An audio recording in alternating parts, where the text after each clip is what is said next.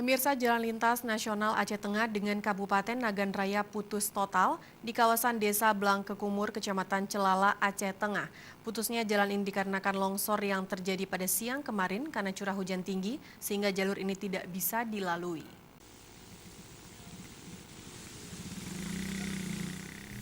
Diguyur hujan deras di kawasan pergunungan Gayo mengakibatkan jalan lintas Kabupaten Aceh Tengah menuju ke Kabupaten Nagan Raya putus total akibat diterjang longsor kemarin siang di desa Kekumur, Celala, Aceh Tengah.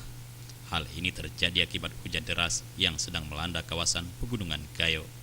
Akibatnya sejumlah warga tidak bisa melalui jalan ini. Kerusakan total jalan ini diperkirakan sepanjang 40 meter lebih dengan kedalaman mencapai 15 meter. Seluruh material longsor langsung tergerus ke dalam sungai yang berada di pinggir jalan tersebut secara seketika dan membuat sejumlah warga yang berada di lokasi melarikan diri saat kejadian berlangsung. Menurut informasi yang diperoleh di lokasi, awalnya jalan ini mengalami longsor separuh. Namun ketika longsor susulan terjadi dari atas perbukitan badan jalan, maka seluruh badan jalan langsung runtuh ke tepi sungai. Selain memutuskan jalur transportasi antar kabupaten, namun sebanyak 25 desa di Kecamatan Celala, Aceh Tengah juga putus akses menuju ke ibu kota Aceh Tengah. Warga masih dapat menggunakan jalur alternatif melalui jalan Gegelungi, Pengasing, Aceh Tengah. Meskipun warga juga harus waspada longsor, di mana jalan tersebut juga rawan bila musim penghujan seperti ini.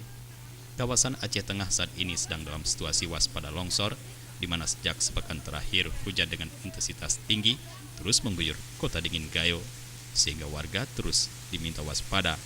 Jalan di pegunungan Gayo rentan longsor karena struktur tanah yang labil serta berada di lereng pegunungan atau perbukitan, sehingga apabila endapan air yang banyak sangat mudah runtuh.